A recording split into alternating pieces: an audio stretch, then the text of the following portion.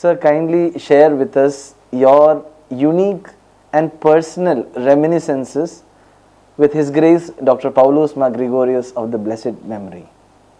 ഗ്രിഗോറിയോസ് തിരുമേനി അച്ഛനായിരിക്കുന്ന സമയത്ത് എനിക്ക് ഡൽഹിയിൽ നിന്ന് റഷ്യൻ എംബസിയിൽ നിന്നൊരു ഫോൺ കോൾ വന്നു. അത് നിങ്ങളുടെ അവിടെ ഒരു ഫാദർ പോൾ വർഗീസ് എന്ന് പറഞ്ഞ ഒരു അച്ഛനുണ്ടല്ലോ, ഉണ്ട്, വലിയ പ്രശസ്തനാണ്, നേരിട്ടറിയാമോ? ഇല്ല. അപ്പോൾ അങ്ങേര് റഷ്യയിലുള്ള 2 തിരുമേനിമാരുടെ ആതിഥേയത്വം ഏൽക്കാമെന്ന് സമ്മതിച്ചിട്ടുണ്ട്. അവിടെ അതിനുള്ള സൗകര്യമുണ്ടോ ഇല്ലയോ എന്നൊന്ന് അറിയിക്കാമോ എന്ന് ചോദിച്ചുകൊണ്ടുള്ള കൾച്ചറൽ സെൻറ്ററിൽ നിന്നുള്ള ഒരു ഫോൺ കോളായിരുന്നു. ഇതനുസരിച്ച് അദ്ദേഹത്തിൻ്റെ ടെലിഫോണൊക്കെ സംഘടിപ്പിച്ച് ഞാൻ ഫോൺ ചെയ്യുന്നു. അതെ, അപ്പോൾ ചെറിയാൻ എന്താണ്, ഒന്നും അറിഞ്ഞുകൂടല്ലോ എനിക്ക്, ഇത് ഞങ്ങൾ പത്രത്തിൽ കൊടുത്തിട്ടില്ലല്ലോ ഈ വാർത്ത, പിന്നെ എങ്ങനെ? ഞാൻ പറഞ്ഞു, ഇവിടെ വരുന്ന അതിന് സൗകര്യമുണ്ടോ ഇല്ലയോ എന്ന് അറിയാൻ വേണ്ടി ഡൽഹിയിലുള്ള ആതിഥേയത്തിൽ എന്നോട് ചോദിച്ചു, ഇവിടെ ഒന്ന് വരാമോ കോട്ടയത്ത്? ഞാൻ പറഞ്ഞു വരാം. അങ്ങനെ ആദ്യത്തെ വരവ് സെമിനാരിയിൽ വന്ന് കാണുകയായിരുന്നു നേരിട്ട്. അന്ന് ഇൻഡോ സോവിയറ്റ് കൾച്ചറൽ സൊസൈറ്റിയുടെ സെക്രട്ടറി ആയിരിക്കുന്ന ഞാൻ, ജനറൽ സെക്രട്ടറി സുബ്രഹ്മണ്യ ശർമ്മയാജി ആയിരുന്നു, എൻ്റെ പ്രസിഡൻറ്റ് KP മേനോനാണ്, ഓൾ ഇന്ത്യ ലെവലിൽ. അങ്ങനെ ആ നിലയിൽ വന്ന് ഒരു തിരുമേനിയെ കണ്ടപ്പോൾ തന്നെ, അച്ഛനെ കണ്ടപ്പോൾ തന്നെ വളരെ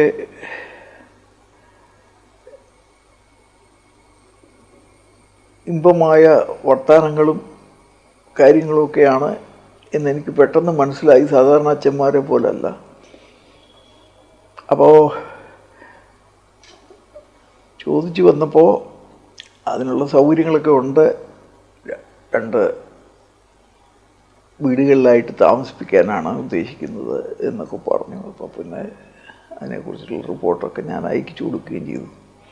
അന്ന് തിരുമേനിയുടെ ലൈബ്രറിയൊക്കെ ഒന്ന് നോക്കി കാണാൻ വേണ്ടി എനിക്കൊരു അവസരം കിട്ടി.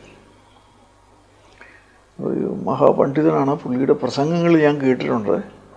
വളരെ സുന്ദരമായ രീതിയിലുള്ള, എല്ലാവർക്കും മനസ്സിലാകുന്ന രീതിയിലുള്ള പ്രസംഗങ്ങൾ ചെയ്തിട്ട് കേട്ടിട്ടുണ്ട്. എനിക്ക് വളരെ ചെറുപ്പമാണെങ്കിലും എന്നെ വളരെ ആകർഷിച്ചിട്ടുള്ള പ്രസംഗങ്ങളാണ്. ആ ഒരു ഫ്രണ്ട്ഷിപ്പ് അച്ഛൻ അൽമായൻ എന്നുള്ള രീതിയിലായിരുന്നില്ല, ഒരു കോമ്രേഡ്ഷിപ്പായിരുന്നു. ഈ കോമ്രേഡ് എന്ന വാക്ക് ഞാൻ ഉപയോഗിക്കുമ്പോൾ നിങ്ങൾ മനസ്സിലാക്കണം, എൻ്റെ അറിവിലും യേശുക്രിസ്തു അവസാനത്തെ അത്താഴ വിരുന്നിൽ സ്വന്തം അപ്പോസ്തലന്മാരുടെ കാലുകൾ കഴുകിക്കൊണ്ട് അവരോട് പറഞ്ഞു, നിങ്ങൾ എന്നെ മാസ്റ്റർ എന്ന് വിളിക്കുന്നു, ഞാൻ നിങ്ങളെ ഡിസൈപ്പിൾ എന്ന് വിളിക്കുന്നു, ഇനിമേലിൽ നിങ്ങളെ ഞാൻ കോമ്രേഡ് എന്നാണ് വിളിക്കാൻ പോകുന്നതെന്ന് പറഞ്ഞു. ഈ ട്രാൻസ്ലേഷൻ പലയിടത്തും ഫ്രണ്ട്സ് എന്നും ഒക്കെ ആയിട്ടാണ് വന്നിട്ടുള്ളത്. ഈ കോമ്രേഡ് എന്ന് പറയുമ്പോൾ അത് ഫ്രണ്ട്ഷിപ്പിനേക്കാൾ കൂടുതലായിട്ടുള്ള ഒരു വാക്കാണ്. മഹാനായ പണ്ഡിറ്റ് ജവഹർലാൽ നെഹ്റു, ഇംഗ്ലീഷിൽ അങ്ങേയറ്റത്തെ അറിവുണ്ടായിരുന്ന അദ്ദേഹത്തിൻ്റെ മാമൂത്ത് സമ്മേളനങ്ങളിലൊക്കെ എല്ലാവരെയും നോക്കിക്കൊണ്ട് കോമ്രേഡ്സ് എന്നാണ് വിളിച്ചിട്ടുള്ളത്. അത് കമ്മ്യൂണിസ്റ്റുകാരുടെ ഒരു വേർഡായിട്ട് അവർ എടുത്തു, സഹാവ് എന്ന് പറഞ്ഞ വേർഡായിട്ട് മാറ്റി. അത് കമ്മ്യൂണിസ്റ്റുകാരുടെ വേർഡൊന്നുമല്ല, പഴയ ഒരു വളരെ ആത്മബന്ധം പുലർത്തുന്ന ഫ്രണ്ട്ഷിപ്പ്, അല്ലെങ്കിൽ എല്ലാം അങ്ങോട്ടും ഇങ്ങോട്ടും ജീവൻ വരെ കൊടുക്കാൻ കഴിവുള്ള ഒരു സ്റ്റേജാണ് ഈ കോമ്രേഡ്ഷിപ്പ് എന്ന് പറഞ്ഞ്. അപ്പോൾ അങ്ങനെ ഒരു വാക്കാണ് ഞാൻ ഉപയോഗിച്ചെന്നുള്ളത് തുടക്കത്തിൽ. പക്ഷേ കുറേ നാൾ കഴിഞ്ഞ് തിരുമേനിയെ ഞങ്ങൾ പല മീറ്റിങ്ങിൽ വിളിക്കാൻ വേണ്ടി പോയി. ഒരിക്കൽ ഞാൻ ഓർക്കുന്നു, കൊട്ടാരക്കരയിൽ ഒരു മീറ്റിങ്ങിന് തിരുമേനി പറഞ്ഞ് ഞാൻ വന്നോളാം എന്ന് പറഞ്ഞു. അപ്പം ഞാൻ വിചാരിച്ചു തിരുമേനി കാറിലൊക്കെ വരുമെന്ന്. നോക്കുമ്പോൾ ബസ്സിലിറങ്ങി ബസ് സ്റ്റാൻഡിൽ വന്നാൽ മതിയെന്ന്. ഞങ്ങൾക്ക് വിഷമം തോന്നി. തിരിച്ച് ഞങ്ങൾ കാറിൽ തിരിച്ച് വിട്ടു. അദ്ദേഹത്തിന് അതിനൊന്നും യാതൊരു മടിയില്ല. ആൾക്കാരുമായിട്ട് ഏത് രീതിയിൽ ഇടപെടാനും. അപ്പോൾ അതൊക്കെ എന്നെ വളരെയധികം ആകർഷിച്ച ഒരു പുള്ളിയുടെ പെരുമാറ്റങ്ങളായിരുന്നു. അതുപോലെ തന്നെ ഒരു അധ്യാപകൻ എന്നുള്ള ആ ഒരു ക്വാളിറ്റി അല്ലെങ്കിൽ അത് എന്നെ വളരെയധികം ആകർഷിച്ചു. എനിക്ക് വലിയ വിദ്യാഭ്യാസമൊന്നും ഉണ്ടായിരുന്നില്ല ആ അവസരത്തിൽ. എഞ്ചിനീയറിംഗിന് ഒരു ഡിപ്ലോമ മാത്രമേ ഉണ്ടായിരുന്നുള്ളൂ. പിന്നെയുള്ളതെല്ലാം സൗഹൃദമായിരുന്നു. അന്ന് മുതൽ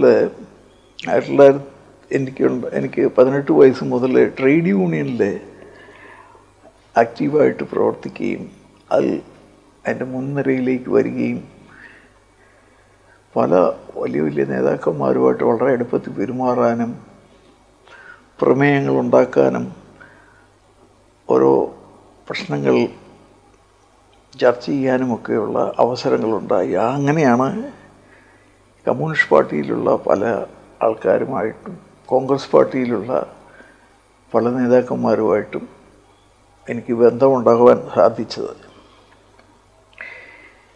ഈ ഇൻഡോ സോവിയറ്റ് കൾച്ചറൽ സൊസൈറ്റിയിൽ പ്രവർത്തിക്കുമ്പോൾ ഈ പ്രാസംഗികരായിട്ട് വിളിക്കാൻ പോകുന്നത് ഏറ്റവും മുൻപന്തിയിലുള്ള, രാഷ്ട്രീയത്തിലൊക്കെയുള്ള മുൻപന്തിയിലുള്ള ആൾക്കാരെയാണ്.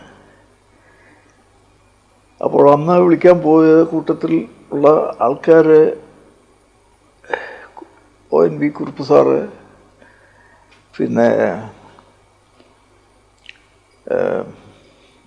C അച്യുതൻ മേനോൻ, അങ്ങനെയുള്ളവരെയൊക്കെ ചെന്ന് വർത്തമാനം പറഞ്ഞ് അവരുമായിട്ട് വർത്തമാനം പറഞ്ഞ് അവരെ സമയവും കുറിച്ച് കൃത്യമായി എത്തിച്ച് അവരെ തിരിച്ചു കൊണ്ടുവിട്ട് അങ്ങനെയുള്ള മര്യാദകളിലൊക്കെ, പെരുമാറ്റ മര്യാദകളൊക്കെ തന്നെത്താൻ പഠിക്കുകയും അവർക്കത് താല്പര്യമായി മാറുകയും ചെയ്തത് ഒരു വലിയൊരു അനുഗ്രഹമാണ്. ഞാൻ മോസ്കോയിൽ 30 വയസ്സുകൾക്ക് ശേഷം പോകുമ്പോൾ ഇവിടെ ഒരു നല്ലൊരു പ്രധാനപ്പെട്ട മുൻനിരയിലുള്ള പലരുമായി വളരെയധികം ബന്ധമുണ്ടായിരുന്നു.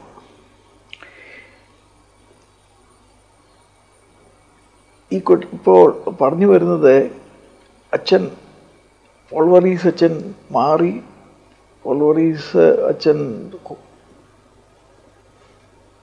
പ്രിൻസിപ്പാളായി സെമിനാരിയിൽ. അതിനുശേഷം അദ്ദേഹം ബിഷപ്പാകുന്നു, തിരുമേനിയാകുന്നു. ഇതൊക്കെ ഞാൻ തമാശ രൂപത്തിലൊക്കെ ഒന്ന് വർത്താനം പറയും. ചില സമയം തിരുമേനി ചുവന്ന കുപ്പായം ഇട്ടുകൊണ്ട് എന്നെ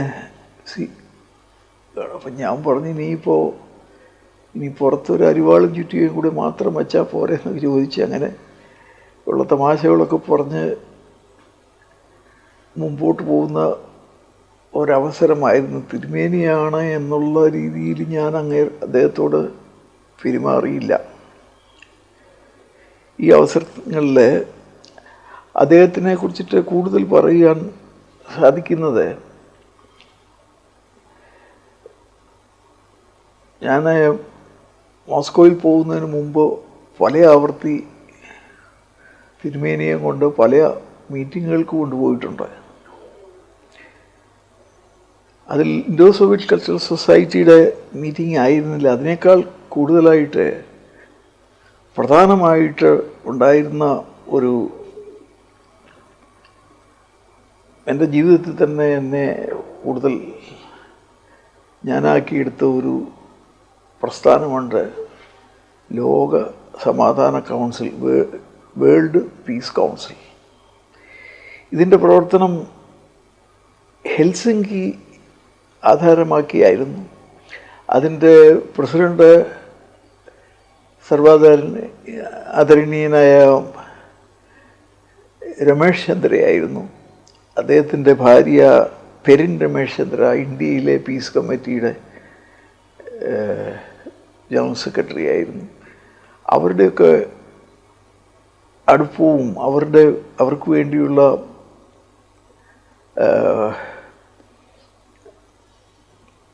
പ്രവർത്തനങ്ങൾ നടത്തി വരുമ്പോഴാണ് അവിടെയെല്ലാം ഗ്രിഗോറിയോസ് തിരുമേനിയെ കൊണ്ടുവന്ന് പ്രസംഗിപ്പിക്കുന്നതിനുള്ള ഒരു സാഹചര്യം ഉണ്ടായതും അദ്ദേഹത്തിൻ്റെ അറിവുകൾ പ്രദർശിപ്പിക്കാനുള്ള ഒരു അവസരം ഉണ്ടായതും ആ വേദിയിലാണ്, ലോക സമാധാന കൗൺസിലിൻ്റെ വേദിയിലാണ്. തിരുമേനി അന്ന് ഒരു പാംലെറ്റ് പോലെ എഴുതി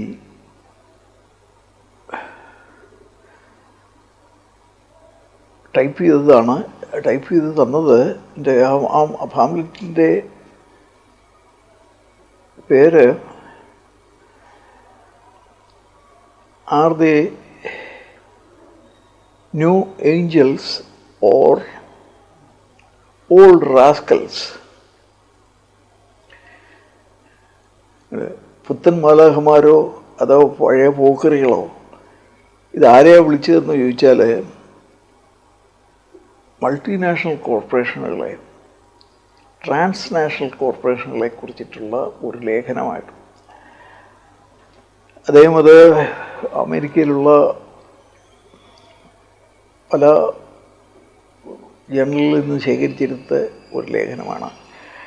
ആദ്യത്തെ 500 ലോകത്തിലുള്ള ഏറ്റവും വലുപ്പമുള്ള 500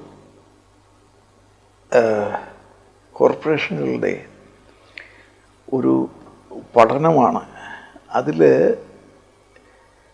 നോക്കുമ്പോൾ ഇന്ത്യക്ക് എന്താണ് പ്രാധാന്യം എന്ന് പറഞ്ഞുകൊണ്ടുള്ളൊരു അധ്യായമുണ്ട്.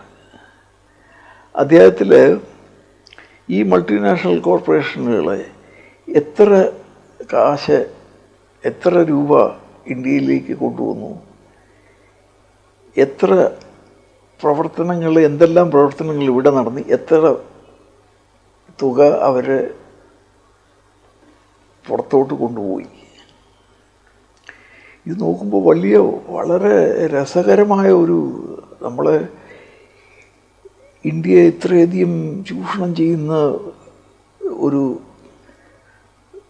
സമ്പ്രദായമാണല്ലോ ഈ കോർപ്പറേഷനുകൾ എന്ന് പെട്ടെന്ന് മനസ്സിലാക്കി.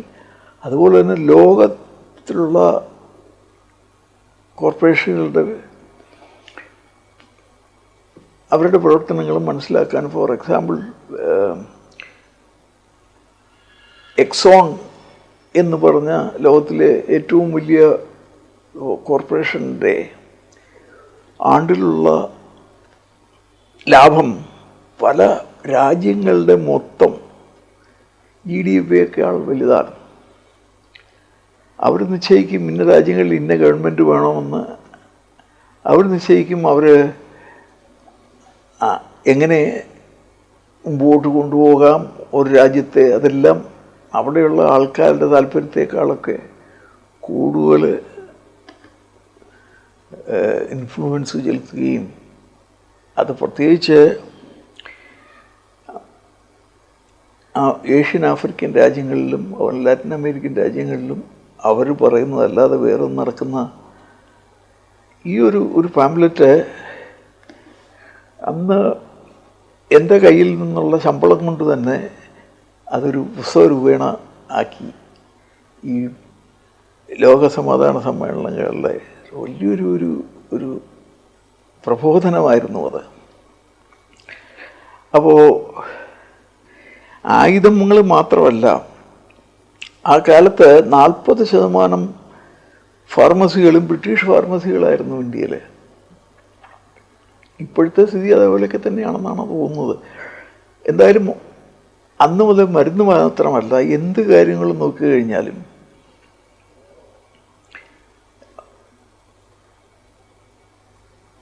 മൾട്ടിനാഷണൽ കോർപ്പറേഷനുകളുടെ അവർ കാശുണ്ടാക്കാൻ വേണ്ടി വന്നതാണ്, അല്ലാതെ നമ്മളെ സഹായിക്കാൻ വേണ്ടി വന്നതാണെന്ന് ആരും കരുതണ്ട എന്ന് വളരെ വ്യക്തമായി പറഞ്ഞ് വരുത്തുന്ന ഒരു പഠന പുസ്തകമായിരുന്നു അത്. ഞാൻ പറയുന്നത് ആദ്യത്തെ പ്രവർത്തനമാണ്. അപ്പോൾ തിരുമേനിക്കും വളരെ ഇഷ്ടമായി അങ്ങനെ ഒരു പുസ്തകം നമ്മൾ ഇറക്കി കൊണ്ടുവന്ന് പഠനം നടത്തിയപ്പോൾ ഒരു ബന്ധം, ഞങ്ങൾ അങ്ങനെ ഒരു കോംറേഡ്ഷിപ്പ് വളരെ ശക്തമായിട്ട് തുടരുകയും പല കാര്യങ്ങളും അങ്ങോട്ടും ഇങ്ങോട്ടും തുറന്ന് സംസാരിക്കുകയും ഒക്കെ ചെയ്യുമായിരുന്നു. ഒടുവിൽ ഞാൻ മോസ്കോയിലേക്ക് ഉന്നത വിദ്യാഭ്യാസത്തിനായിട്ട് പോകുന്ന അവസരത്തിൽ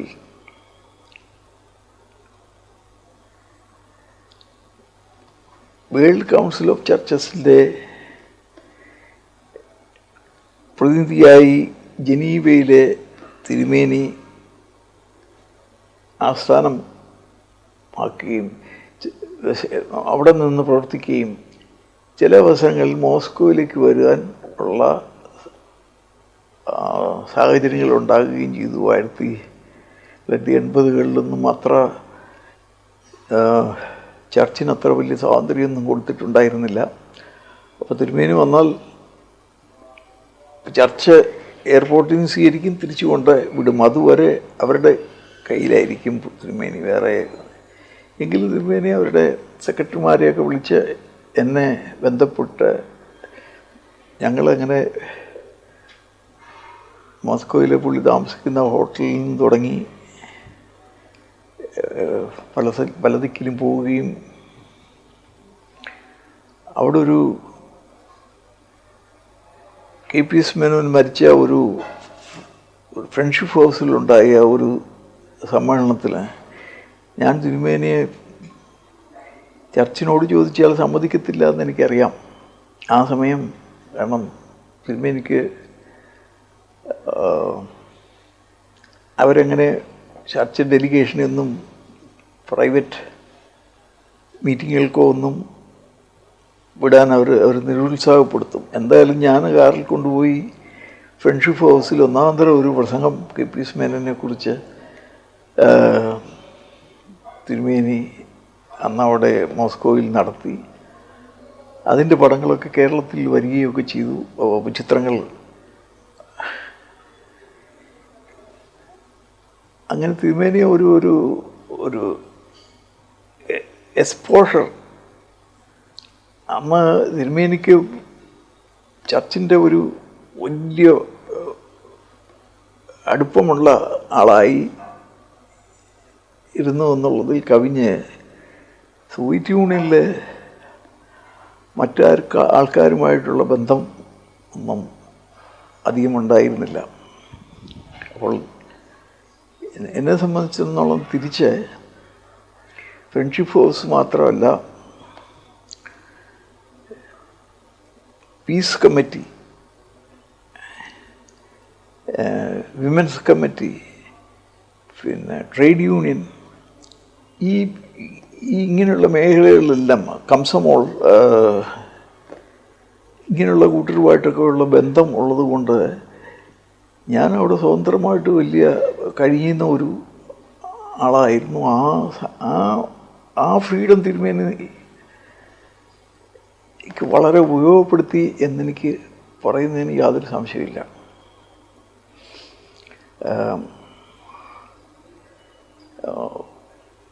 പിന്നെ തിരുമേനിയെക്കുറിച്ചിട്ട് എൻ്റെ അടുത്തറിഞ്ഞ് ഉള്ള പെരുമാറ്റങ്ങളെക്കുറിച്ചിട്ട് പറയണമെങ്കിൽ തിരുമേനി എഴുതിയിട്ടുള്ള പല ലേഖനങ്ങളും വായിക്കാനുള്ള കൗതുകവും ഒക്കെ ആയിട്ട് എങ്ങനെയെങ്കിലും തിരുമേനി എന്നെ എനിക്ക് എത്തിച്ചു തരും. അതായത് ഞാൻ ഡൽഹിയിൽ വരുമ്പോൾ അത് കളക്ട് ചെയ്തുകൊണ്ട് പോവും. അങ്ങനെ ഒരു ഒരു അടുപ്പമുണ്ടായിരുന്നു. Sir, to what extent has Monk Gregorius impacted very positively in your life, especially in your humanitarian works both in India and in abroad? തിരുമേനി ചാരിറ്റി ആക്ടിവിറ്റീസ് വലുതായിട്ടുള്ളതായിട്ട് എനിക്ക് അക്കാലത്ത് അറിയാൻ പാടില്ല. എന്നാൽ ഞങ്ങൾ ഇൻഡോ സോവിയറ്റ് കൾച്ചറൽ സൊസൈറ്റിയുടെ ആഭിമുഖ്യത്തിൽ തിരുവനന്തപുരത്ത് ഒരു സൗജന്യ ക്ലിനിക്ക്, കുട്ടികൾക്ക് വേണ്ടി ഒരു സൗജന്യ ക്ലിനിക്ക് ഞായറാഴ്ച മാത്രം തുടങ്ങുന്ന ഒരു ക്ലിനിക്ക് തുടങ്ങി.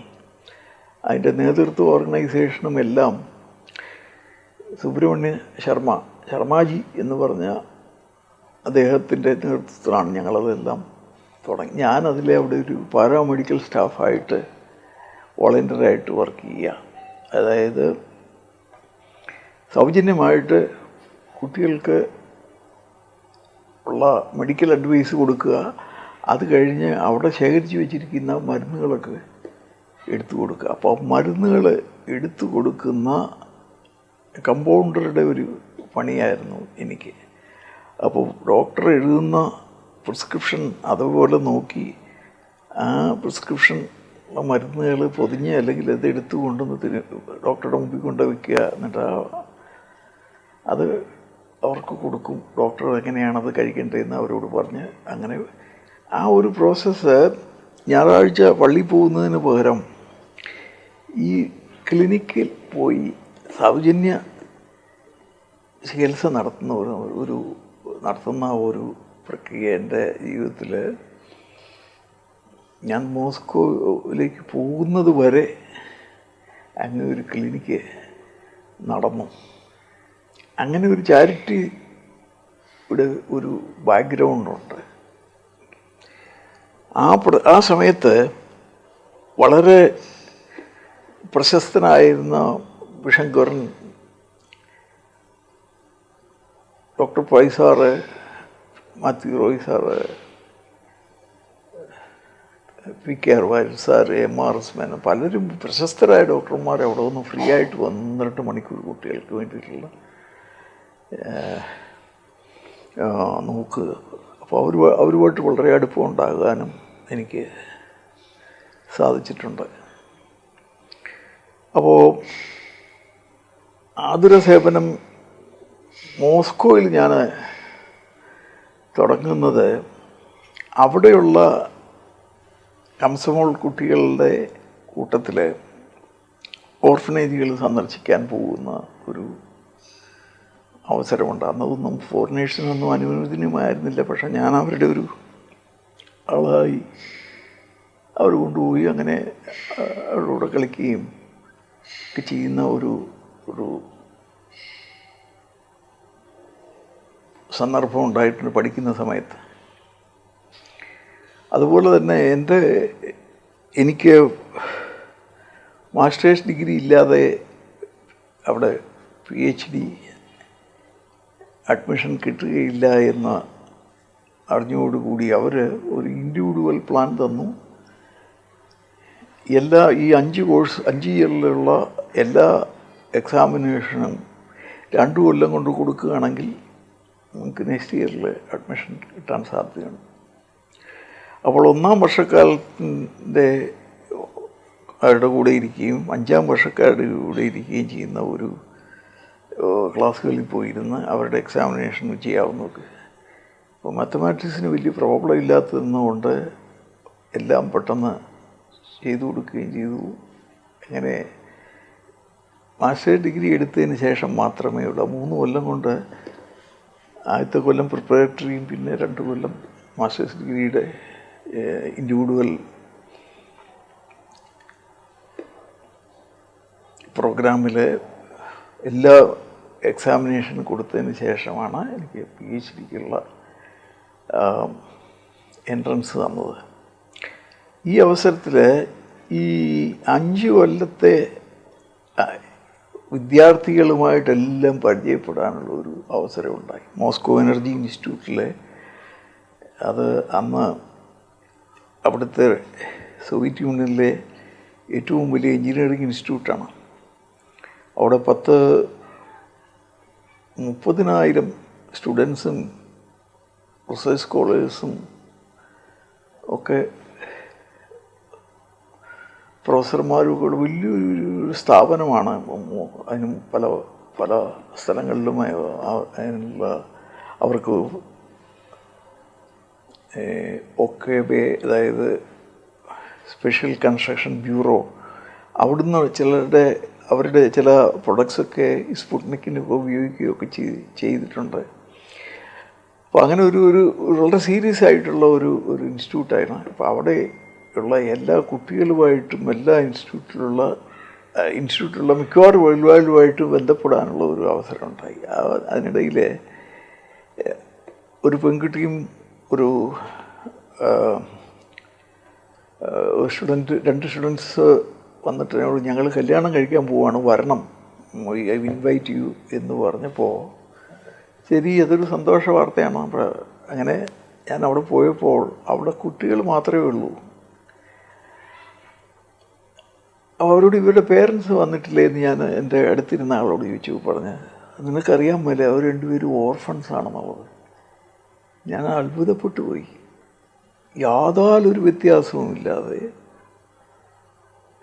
അവിടെയുള്ള ഓർഫൻസ് സാധാരണ കുട്ടികളെ പോലെ സ്കൂളിൽ വരിക, പഠനം അവരെ പോലെ തന്നെ നടത്തുക, എക്സാമിനേഷൻ അവരെ പോലെ നടത്തുക, എല്ലാം ഒരു കാര്യത്തിൽ ഒരു വ്യത്യാസവും അവർക്കില്ലല്ലോ എന്ന് മനസ്സിലായപ്പോഴാണ് എനിക്ക് കൂടുതൽ ആ സിസ്റ്റത്തിനോടുള്ള ഒരു ബഹുമാനവും കാര്യങ്ങളും സോഷ്യൽ സിസ്റ്റത്തെക്കുറിച്ചിട്ട് കൂടുതൽ പഠിക്കാനും. ഈ അറിവുകൾ പലതും ഞാൻ ഗ്രിഗോറി തിരുമേനിയായിട്ട് പങ്കുവെക്കാറുണ്ടായിരുന്നു. തിരുമേനി ആദ്യകാലത്ത് ഒരു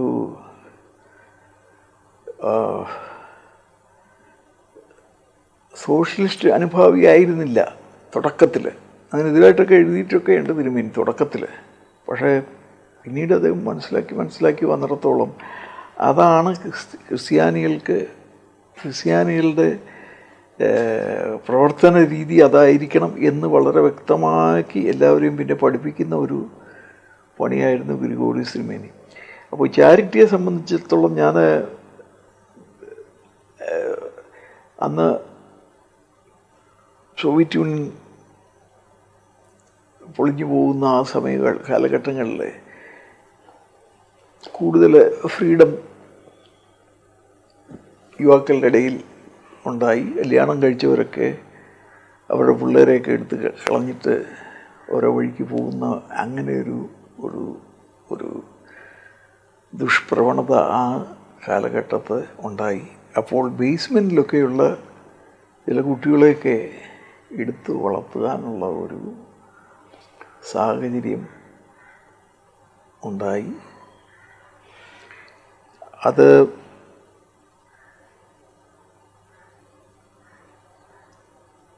പിന്നീടത് ചർച്ചിൻ്റെ ഒരാഭിമുഖ്യത്തിൽ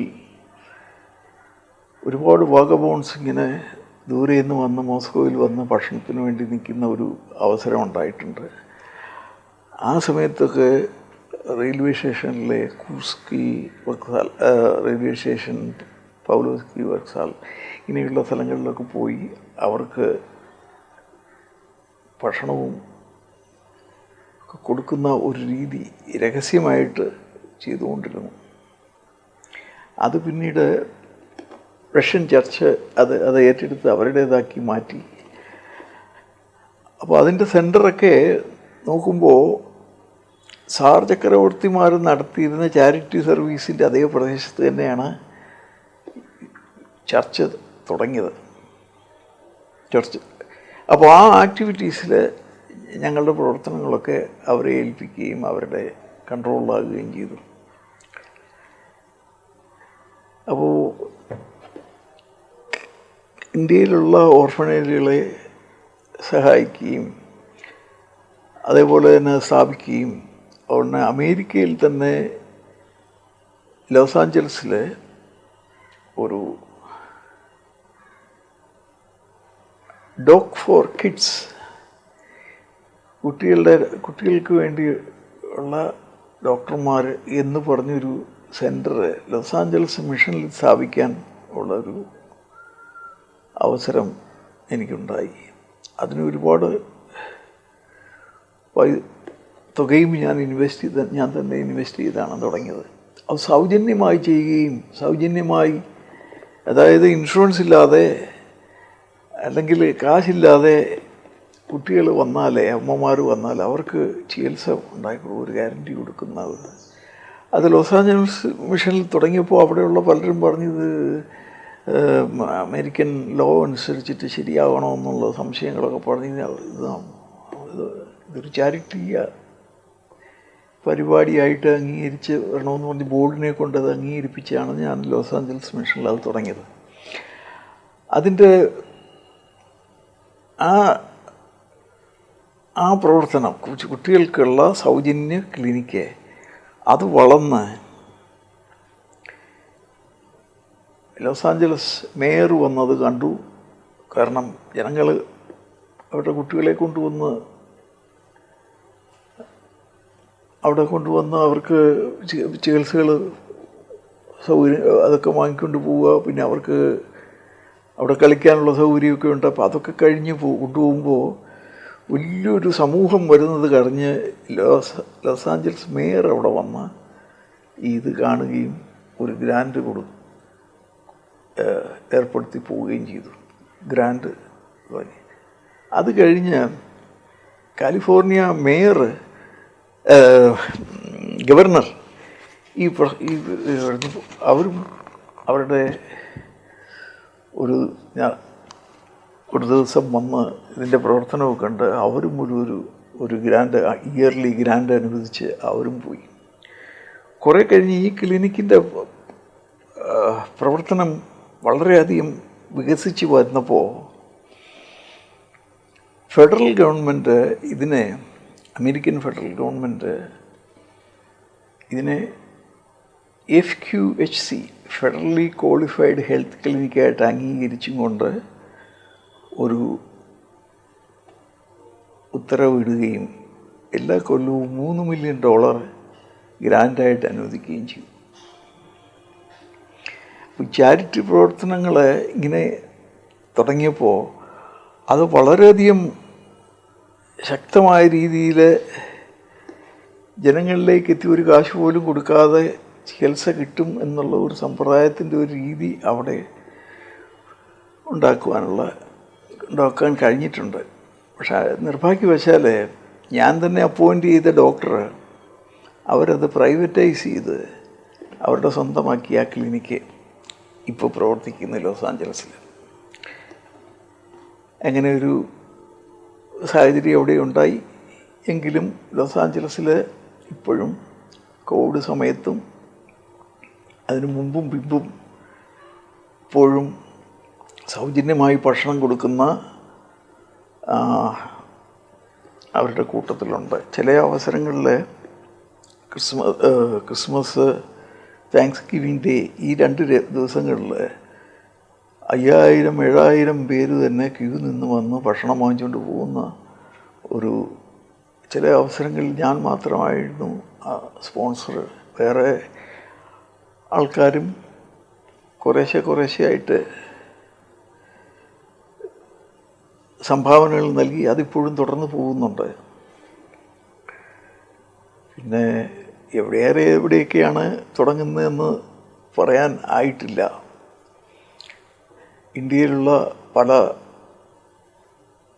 ഒസ്തോത്തിയോസ് തിരുമേനിയുടെ നേതൃത്വത്തിലുള്ള പല സ്ഥാപനങ്ങളെ അതിൻ്റെ ഫണ്ട് മുഴുവൻ ഞാൻ ഏറ്റെടുത്തു.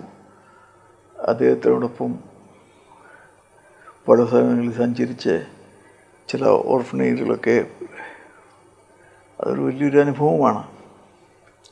പിന്നെ കൽക്കട്ടയിലെ മദർ തെരേസയോടൊപ്പം അവിടെ ചെന്ന് അവർ സ്ഥാപിച്ച സ്ഥാപനം ശിശുഭവൻ എന്ന് പറഞ്ഞാൽ, അന്ന് 18-19 പിള്ളേർ മാത്രമേ ഉള്ളത്. അത് 400 പിള്ളേർക്കുള്ള ഓർഫനേജാക്കി മാറ്റി. നമ്മൾ തന്നെ അത് ഫണ്ട് ചെയ്ത് അങ്ങനെ ഒരു ശിശുഭവൻ്റെ പ്രവർത്തനം തുടങ്ങി. അന്ന് സിസ്റ്റർ നിർമ്മലയാണ് അതിന് നേതൃത്വം നൽകിയത്. അതിനുശേഷം അതിപ്പോൾ അത് മറ്റു പല രാഷ്ട്രീയ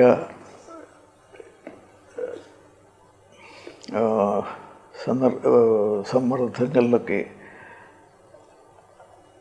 അത് ഇല്ലാതായി 20 പിള്ളേരായിട്ട് ചുരുങ്ങി. ആ പിള്ളേരെയൊക്കെ പല വീടുകളിലൊക്കെ കൊടുത്ത് അങ്ങനെ അത് നിർത്തലാക്കി. പല കാര്യങ്ങളും അങ്ങനെ സ്ഥലത്ത് പലയിടത്തും അതിനുള്ള സെറ്റ് ബാക്കുകളൊക്കെ ഉണ്ടാകുന്നുണ്ട്.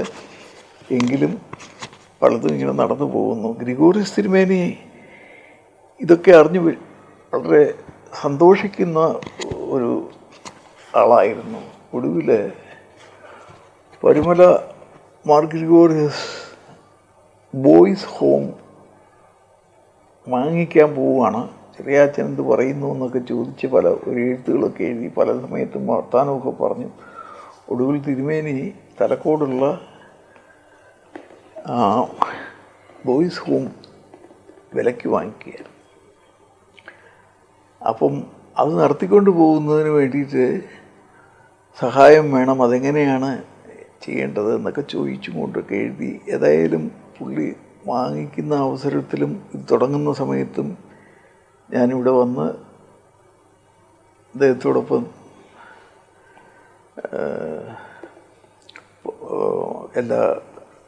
എല്ലാ കാര്യങ്ങളിലും പങ്കെടുക്കുവാനുള്ള സാഹചര്യമുണ്ട്. അപ്പോൾ ഇപ്പോൾ ഇവിടെ വന്ന് ഈ ബോയ്സ് ഹോമിൽ തന്നെ ഒരു ഓൾഡ് ഏജ് ഹോമും കൂടി ഉണ്ടാക്കി അവിടെ ഒരു മുറിയെടുത്താണ് ഞാൻ താമസിക്കുന്നത് ഇപ്പോൾ.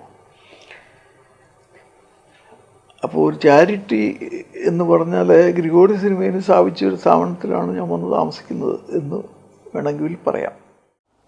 So many famous personalities in India and abroad, they say that not only the Christian church but also the entire humanity will have to wait for many generations so that a personality like Metropolitan Mar Gregorius will emerge. So in our present context, with your great experiences, sir, can you share few of, like he has many qualities, but few of his qualities that can help the present generation to know and accept the fact that we really need a personality like my Gregorios amidst us?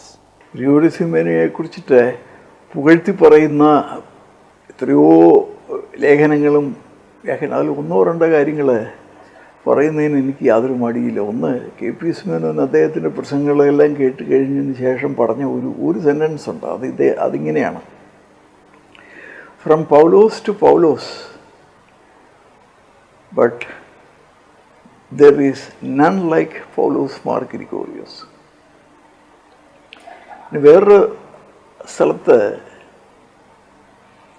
Gregorios തിരുമേനി മരിച്ച സമയത്ത് പല ആൾക്കാരും പറഞ്ഞ കൂട്ടത്തിൽ ഒന്ന് DC കിഴക്കേമൂരി പറഞ്ഞിട്ടുണ്ട്, ഒരു 500 കൊല്ലം കൊണ്ട് ചെയ്യാവുന്ന കാര്യങ്ങളെ ഈ 60 കൊല്ലത്തെ ജീവിതകാലം കൊണ്ട് ഗ്രിഗോറിയോസ് തിരുമേനി ചെയ്തിട്ടുണ്ടായിരുന്നു. അപ്പോൾ ഇത്രയധികം ഒരു പ്രവാചക ദൃഷ്ടിയോടുകൂടി തന്നെ പല കാര്യങ്ങൾ പറയുന്നതിന്, മുൻകൂട്ടി പറയുന്നതിനും, അതുപോലെ തന്നെ മനുഷ്യരുമായിട്ട് വളരെ അടുത്ത് പെരുമാറി അവരെ ബോധ്യപ്പെടുത്തുന്നതുമായ ഒരാൾ ഈ കാലഘട്ടത്തിൻ്റെ ഒരാവശ്യകതയായിരുന്നു. പക്ഷേ അദ്ദേഹത്തെ മറ്റുള്ള സഭക്കാർ അല്ലെങ്കിൽ മറ്റുള്ള സമുദായങ്ങളെ വെക്കുന്നത് പോലെ ഉയർത്തിപ്പിടിക്കുന്ന പോലെ ചെയ്തിട്ടില്ല എന്ന് എനിക്ക് പരാതിയല്ല, അതിനെ സാധിക്കൂ. അങ്ങനെയുള്ള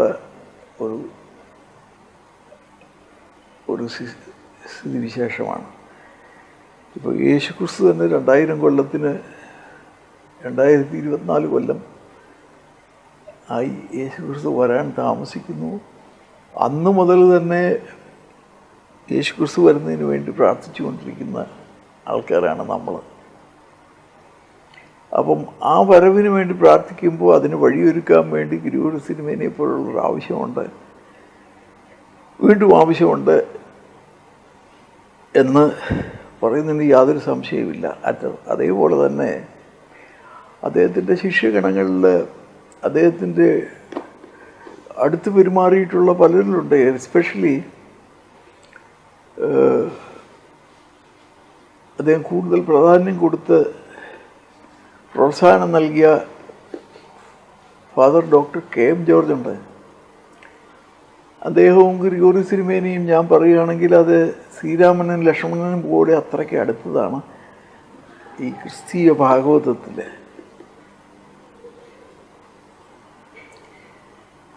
അപ്പോൾ അങ്ങനെയുള്ള ഒരു ജനറേഷനും കംപ്ലീറ്റ് ആയിട്ടില്ലാതെ പോയിട്ടൊന്നുമില്ല, അതുകൊണ്ടായിരുന്നുണ്ട്. വീണ്ടും ഇതേപോലെയുള്ള ഗ്രിഗോറി സിനിമയെ പോലുള്ള ഒരു ഐതിഹാസിക പുരോഹിതന്മാർ ആവശ്യമാണ് എന്നുള്ള അഭിപ്രായക്കാരനാണ് ഞാൻ. അതുണ്ടാവും, അത് ദൈവത്തിൻ്റെ ഓരോ കാലഘട്ടങ്ങളിൽ അതാത് കാലഘട്ടങ്ങളിൽ ഉരുത്തിരിഞ്ഞ് വരും. അതുകൊണ്ട് അന്നും ഇന്നും എൻ്റെ മനസ്സിൽ ജീവിച്ചിരിക്കുന്ന ഒരാളാണ് ഗ്രിഗോറി തിരുമേനി. അദ്ദേഹം വീണ്ടും എല്ലാവർക്കും അദ്ദേഹത്തിൻ്റെ പുസ്തകങ്ങളും അദ്ദേഹത്തിൻ്റെ ദർശനങ്ങളും വീണ്ടും എല്ലാവരെയും പ്രോത്സാഹിപ്പിക്കും, മുമ്പോട്ട് കൊണ്ടുവരാൻ. പക്ഷെ ഞാൻ എൻ്റെ ഭാഗം സോഷ്യലിസ്റ്റ് ഹ്യൂമനിസം ആണ് തിരുമേനിയുടെ ഏറ്റവും പ്രധാനപ്പെട്ട ഒരു ചിന്താഗതി. ആ ഭാഗത്താണ് ഞാൻ നിൽക്കുന്നത്. എല്ലാവരും അതിനോട് യോജിച്ചു കൊള്ളണമെന്നൊന്നുമില്ല, എങ്കിലും അതിലേക്ക് നമ്മൾ വരിക യേശു ക്രിസ്തു അതിനു വേണ്ടിയാണ് നിലനിൽക്കുന്നതെന്നാണ് എൻ്റെ അഭിപ്രായം. 2000 കൊല്ലങ്ങളിൽ ഒരുപാട് പരീക്ഷണങ്ങളുണ്ടായിട്ടുണ്ട്. ബൈബിൾ ഉണ്ടാകുന്നതിന് മുമ്പും ക്രിസ്തീയ സഭയുണ്ടാകുന്നുണ്ട്. ന്യൂ ടെസ്റ്റമെൻ്റ് ഉണ്ടാകുന്നതിന് മുമ്പ് ക്രിസ്തീയ സഭയുണ്ട്. അപ്പോൾ ബൈബിളും ആധാരമാക്കി മാത്രമല്ല, ബൈബിളും ഒരു വിശ്വാസത്തിൻ്റെ 3 പ്രധാന കണ്ണികളിലൊന്ന് ബൈബിളാണ്. 1, 2 പ്രാർത്ഥനാക്രമങ്ങളുണ്ട്. ആ പ്രാർത്ഥനാക്രമങ്ങൾ പിന്നെ ക്രിസ്തീയ സഭകൾ തുടക്കത്തിൽ മുതൽ ഉണ്ടാക്കിയിട്ടുള്ള പ്രാർത്ഥന. 3 പിതാക്കന്മാരാണ്. ആ പിതാക്കന്മാരിൽ അതിശ്രേഷ്ഠനായ പിതാവാണ് doctor Paulose Mar Gregorios. In bringing out a series of one of the greatest spiritual literatures called Philokalia, how greatly has Mar Gregorius influenced you, especially in the writing, or in one or the other way he has contributed towards your personal spiritual enrichments? Philokalia എന്ന് പറഞ്ഞ ഇതിഹാസ ഗ്രന്ഥം, അതിൻ്റെ തുടക്കം ഒരു അത്ഭുതകരമാണ്. എന്നെ സംബന്ധിച്ചുള്ള തുടക്കത്തിൽ ഒരു സാധകൻ്റെ സഞ്ചാരം, ട്രേഡ് യൂണിയനിൽ വളരെയധികം ആക്റ്റീവായിരുന്ന എനിക്ക് ഒരു തൊഴിലാളി കൊണ്ട് തന്ന ഒരു പുസ്തകമാണ് ഒരു സാധകൻ്റെ സഞ്ചാരം. അദ്ദേഹം ഈ മതസമ്മേളനങ്ങളും കാര്യങ്ങളിലുമൊക്കെ വളരെയധികം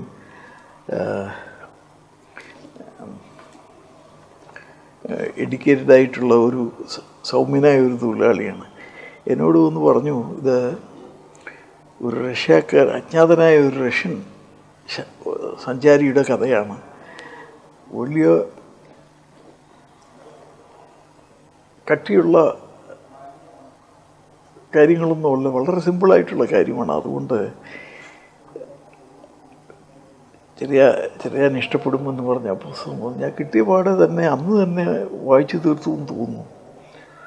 അന്ന് രാമകൃഷ്ണ മിഷൻ സിദ്ധാനന്ദ സ്വാമി പ്രസിദ്ധീകരിച്ച ട്രാൻസ്ലേറ്റ് ചെയ്ത് ഫ്രഞ്ച് ഭാഷയിൽ നിന്ന് മലയാളത്തിലേക്ക് പ്രസിദ്ധീകരിച്ച ഒരു ചെറിയ പുസ്തകമാണ് ഒരു സാധകൻ്റെ സഞ്ചാരം. അതിൻ്റെ ആദ്യത്തെ ഇതാണ് 450 കോപ്പിയാണ്, അതിലൊരു കോപ്പിയാണിത്.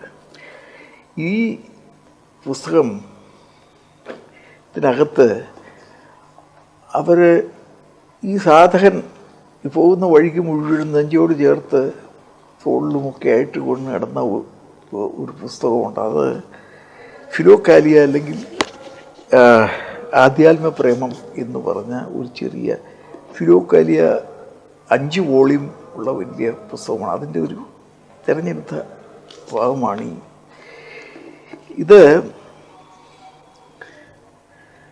ട്രാൻസ്ലേഷൻ നടത്തിയത്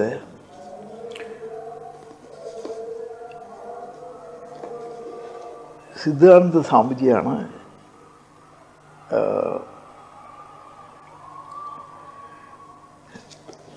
ഈ ഫിലോക്കാലിയുടെ ട്രാൻസ്ലേഷൻ, അതിൻ്റെ ആദ്യ ഭാഗം, അതിൻ്റെ തിരഞ്ഞെടുത്ത ഭാഗങ്ങൾ. എന്നാൽ ഈ ഒരു സാധാരണ സഞ്ചാരത്തിൻ്റെ ഒരു ചെറിയ കഥയുണ്ട്. അത് ഞാൻ റഷ്യയിൽ ചെന്നപ്പോൾ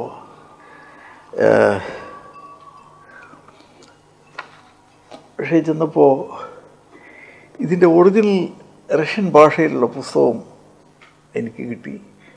ഞാൻ ഇതുമായിട്ട് നോക്കിക്കഴിഞ്ഞപ്പോൾ തിമേനിയുടെ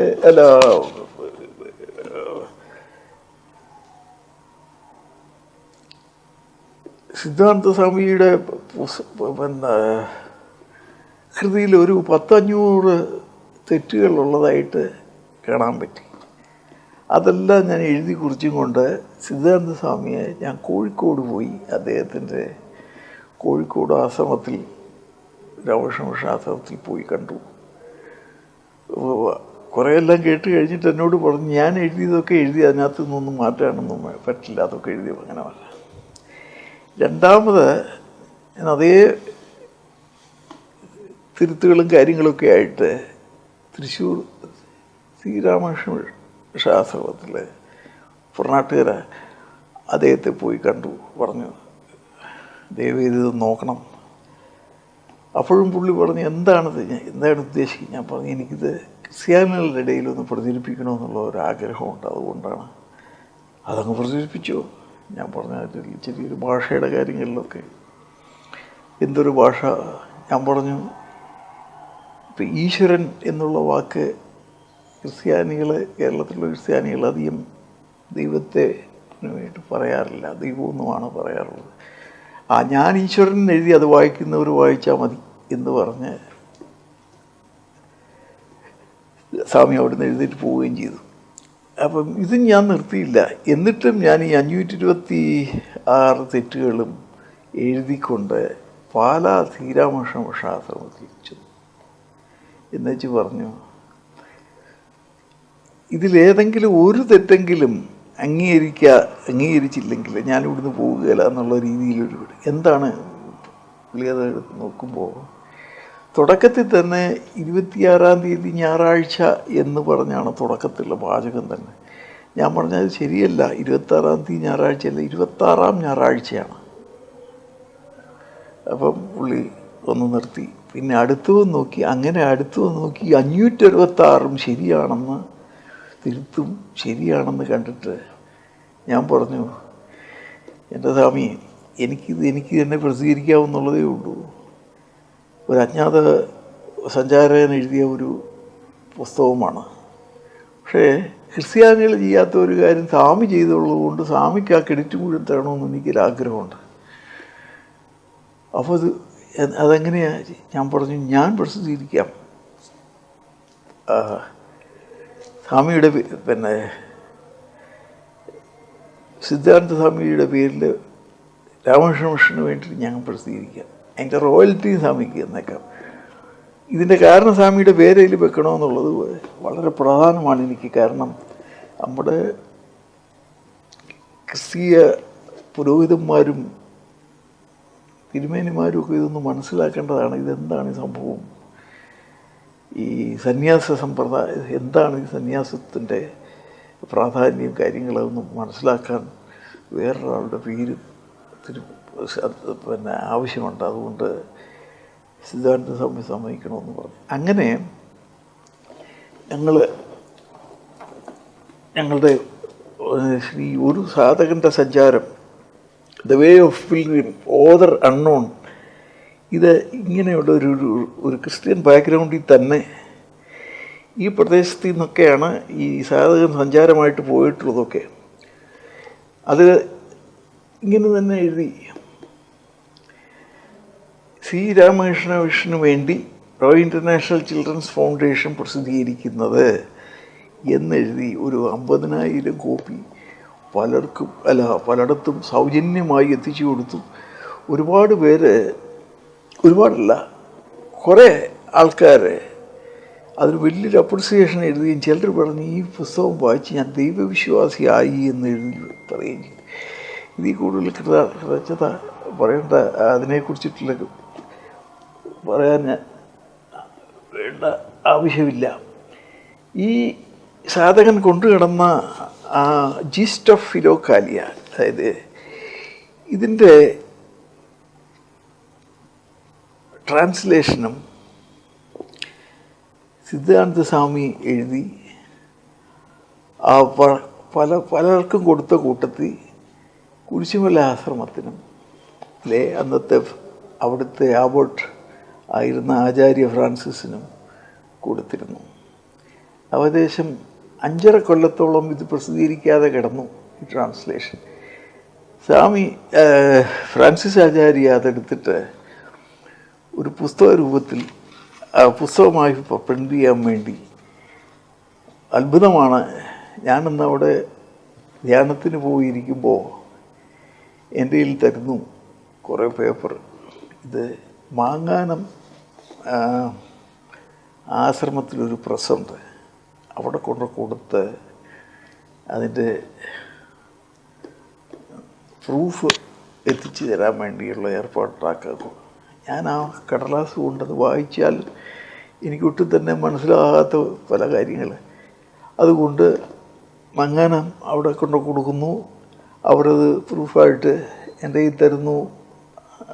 അതുകൊണ്ട് ഫ്രാൻസ് ആചാര്യ, അന്ന് ഞാനിങ്ങനെ ഒരു ഫിലോകാലിയയുടെ ഒരു തിരഞ്ഞെടുത്ത കൃതികളാണ് ഉണ്ടാക്കുന്നത് എന്നുള്ളതിനെക്കുറിച്ചിട്ട് ഒരു വിവരവും എനിക്കുണ്ടായിരുന്നില്ല. എന്തായാലും ആ ഒരു ദൈവ നിമിത്തം ആയിട്ട് തന്നെ ആ പുസ്തകം വെളിയിൽ വന്നു. ആ പുസ്തകമാണ് അതിന് ഒരു ഡിബേറ്റ് അതിനിടെ നടക്കുന്നുണ്ട്. ദൈവത്തെ കാണുന്നത് മലമുകളിൽ പോകുന്ന പോലെ പല വഴി കൂടി ചെന്നാലും മേളിയെത്തും എന്നുള്ള രീതിയിലൊന്നുമല്ല എന്ന് സിദ്ധാന്ത സ്വാമിജിയും ഫ്രാൻസിസ് ആചാര്യനുമുള്ള ഒരു ഡിബേറ്റൊക്കെ ഉണ്ട് അതിൻ്റെ ആ പുസ്തകത്തിൽ. ആ പുസ്തകത്തിലുള്ള അവതാരിക എഴുതിയത് പൗലോസ് മാർ ഗ്രിഗോറിയോസ് തിരുമേനിയാണ്. ആ അവതാരിക തന്നെ ഞാൻ ഈ ഫിലോകാലിയ 5 വോളിയം പ്രസിദ്ധീകരിച്ചപ്പോൾ അതിൻ്റെ 1ാമത്തെ വോളിയത്തിൽ ഉൾപ്പെടുത്തി. അതിൽ ഏതാനും ഭാഗങ്ങൾ എനിക്ക് വായിച്ച് കേൾപ്പിക്കാതെ നിവർത്തിയില്ല. കാരണം അത്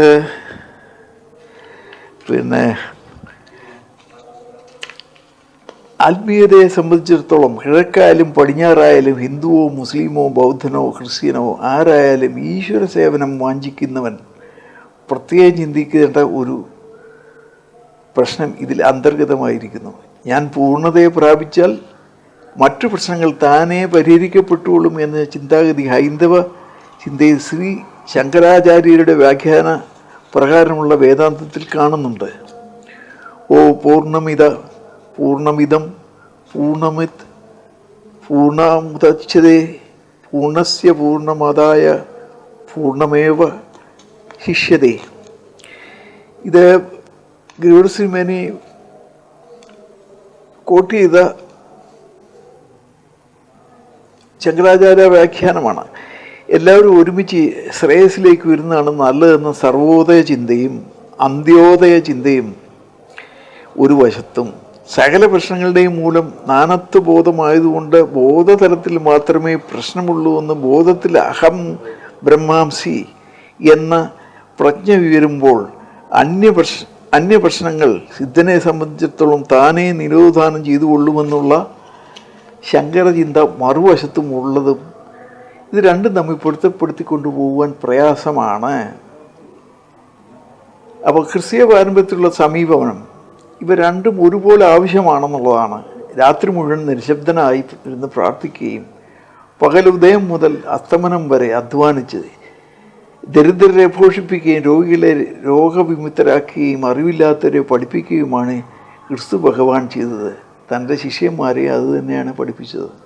സഭ എന്ന ക്രിസ്തുവിൻ്റെ ശരീരത്തിൽ ഇത് രണ്ടും നടക്കണം. നിശബ്ദ ധ്യാനവും നിരന്തര പ്രാർത്ഥനയും ഒരു വശത്തും തളർച്ചയില്ലാത്ത മനുഷ്യസേവനം മറുവശത്തും ഉണ്ടായിരിക്കണം. സഭ എന്ന ക്രിസ്തു ശരീരത്തിൽ ചിലർ പ്രാർത്ഥനയുടെ സേവനത്തിന് പ്രത്യേകം വിളിക്കപ്പെട്ടവരും മറ്റു ചിലർ മനുഷ്യാവകാശങ്ങളെ സേവിക്കുന്നതിന് വിളിക്കപ്പെട്ടവരാണ്. പക്ഷേ തികച്ചും വ്യതിരിക്തമായി ഒരു ജോലി തിരിക്കൽ, ഡിവിഷൻ ഓഫ് ലേബർ അല്ലിത്. പ്രാർത്ഥനയ്ക്ക് പ്രാധാന്യം കൊടുക്കുന്നവന് മനുഷ്യസേവനം ചെയ്യേണ്ട എന്നില്ല, മനുഷ്യസേവനത്തിന് പ്രാധാന്യം കൊടുക്കുന്നവൻ പ്രാർത്ഥിക്കേണ്ട ആവശ്യമില്ല എന്നു പഠിപ്പിക്കുന്നില്ലല്ലോ. ക്രിസ്തു ഭഗവാൻ തന്നെയാണ് ക്രൈസ്തവർക്ക് മാർഗദർശനമായ ഉദാഹരണം. പ്രാർത്ഥനയും പ്രവൃത്തിയും ഒരാളുടെ രണ്ട് കൈകൾ പോലെ പ്രവർത്തിക്കണം. സ്നേഹമില്ലെങ്കിൽ പ്രാർത്ഥന കൊണ്ട് പ്രവർത്തനം കൊണ്ടും പ്രവർത്തനമില്ലെന്ന് പൗലോസ് അപ്പോസ്തലൻ പറയുന്നു. യാക്കോബ് എൻ്റെ പുസ്തകത്തിലും പറയുന്നുണ്ട്, പ്രവർത്തനമില്ലാത്ത ഭക്തി നിഷ്ഫലമാണെന്ന്. എസിക്കാസ് പ്രസ്ഥാനത്തിൻ്റെ വലിയൊരു സ്ഥാനം തന്നെ കൊടുക്കുന്നുണ്ട് ഈ പുസ്തകത്തിൽ നിന്ന് വ്യക്തമാകും. ലോകത്തെ പുറയിൽ തള്ളിയിട്ട് ആദോസിലെ വിശുദ്ധഗിരി താപസിരിയർ കരിപ്പിടിപ്പിച്ച ഈ എസിക്കാസ് പ്രസ്ഥാനം അനേകരെ ഭഗവത് ദർശനത്തിലേക്ക് വഴി കാണിച്ചിട്ടുള്ളതിന് സംശയമില്ല. ഈ ഗ്രന്ഥത്തിൻ്റെ അന്തരാത്മാവ് ശങ്കരവേദാന്തത്തിൻ്റെ ആത്മാവിനോട് വളരെ അടുത്തതാണ്. പക്ഷേ ഇന്നത്തെ ഭാരതത്തിൽ 8-ാം ശതാബ്ദത്തിലെ ആദിശങ്കരൻ്റെ 14-ാം ശതാബ്ദത്തിലെ അൽദോസ് സന്യാസികളുടെയും ആധ്യാത്മികത അതേപടി പകർത്താനൊക്കുമോ എന്ന് സംശയമാണ്. ഈ സംശയത്തിൻ്റെ പുറകിൽ കിടക്കുന്നത് സത്യമെന്താണ് എന്ന് പീലാത്തോസ് ചോദിച്ച ചോദ്യം തന്നെയാണ്. പിന്നീടുണ്ടാകുന്ന അനുഭവം കൊണ്ട് പരിവർത്തനം ഭവിക്കാത്തതോ അതാണ് സത്യം എന്നാണ് ശങ്കര വേദാന്തത്തിലെ നിർവചനം. പരിവർത്തനമുള്ളത് സത്യമല്ലെങ്കിൽ പ്രപഞ്ചവും ചരിത്രവും മുഴുവൻ അസത്യമാണെന്ന് വരും. പാരമാർത്ഥിക സത്തയും വ്യാവഹാരിക സത്തയും തമ്മിൽ വേർതിരിക്കുന്നത് മൂലം ശങ്കരവേദാന്തം ഈ പ്രശ്നം പരിഹരിക്കാൻ ശ്രമിക്കുന്നു. പക്ഷേ പാരമാർത്ഥിക സത്യമാകുന്ന ബ്രഹ്മം മായാവി വിവക്ഷവും അവധ്യാവരണവും കൊണ്ട് വ്യാവഹാരിക സത്യമായി കാണുന്നത് മാത്രമേ ഉള്ളൂവെങ്കിൽ ചരിത്രം, കാലം, ലോകം മുഴുവൻ തന്നെ അസത്യമാണെന്ന് വരും. കാരണം മായയും അവിദ്യയും നീങ്ങിക്കഴിയുമ്പോൾ ഇവയൊന്നും പിന്നെ കാണുകയില്ലല്ലോ. ഏറെക്കുറെ ഈ ചിന്ത തന്നെയാണ് ഇതിഹാസത്തിൻ്റെ നിശബ്ദത സന്യാസ പ്രസ്ഥാനത്തിൻ്റെ അടിത്തറയെന്ന് തോന്നുന്നു. ഇന്ന് ഏത് മതത്തിലായാലും ആധ്യാത്മികതയെ നേരിടുന്ന ഏറ്റവും വലിയ പ്രശ്നം പാരമാർത്ഥിക സത്തയും വ്യാവഹാരിക സത്തയും സത്യത്തോട് ഘടിപ്പിച്ച് കാലികവും കലാതീതവുമായ സത്യങ്ങളെ പരസ്പരം ബന്ധപ്പെടുത്തുക എന്നതാണ്. ഈ പരസ്പര ബന്ധം ഒട്ടുമില്ലാത്ത മതം മനുഷ്യരെ വഴിതെറ്റിക്കാതാകാൻ വഴിയുണ്ട്. ഇത് ഗ്രിഗോറിയോസ് തിരുമേനി ഈ ഫിലോക്കാലിയുടെ ജിസ്റ്റിന് വേണ്ടി എഴുതിയ ഒരു അവതാരികയാണ്. അത് തന്നെ ഞാൻ ഫിലോക്കാലിയുടെ 5 വോള്യത്തിൽ ആദ്യം കൊടുത്തിട്ടുണ്ട്. അപ്പോൾ ഇതിനെക്കുറിച്ചിട്ട് ഗാഢമായി ചിന്തിക്കുകയും സന്യാസത്വം വേണോ വേണ്ടയോ എന്നുള്ളതിനെക്കുറിച്ചുള്ള ചർച്ചയും കാര്യങ്ങളുമൊക്കെ നമുക്ക് നടത്തേണ്ടിയിരിക്കുന്നു. അനുഭവം ഉണ്ടാകുന്ന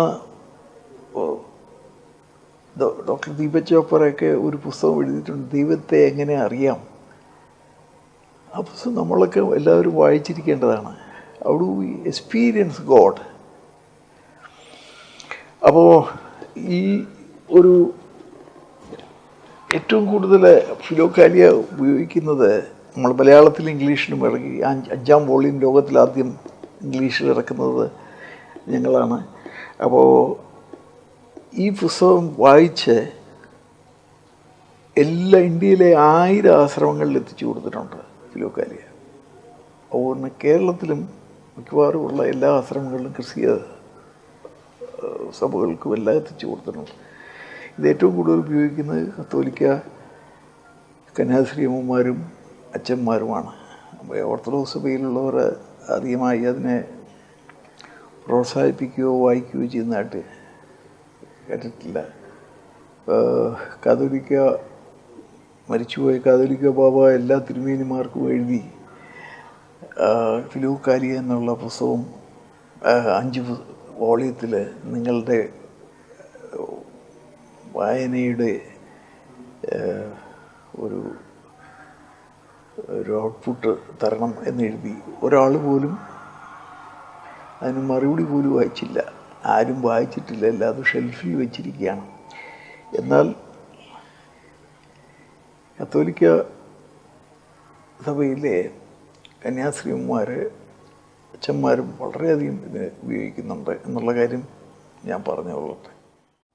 Sir, in one of your articles that I have read, you have very dynamically connected the life of Saint Theophan the Recluse and Dr. Paulos Mar Gregorius. I think this is one of the very rare combinations that has ever been written on Paulos Mar Gregorius Tirumeni. So we cannot compare both of them, but there are many similarities, or there are many things that we can learn from the life of these personalities, especially a saint and a bishop of the Indian Orthodox Church. Saint Theophan Recluse എന്ന് പറയുന്നത് പിന്നെ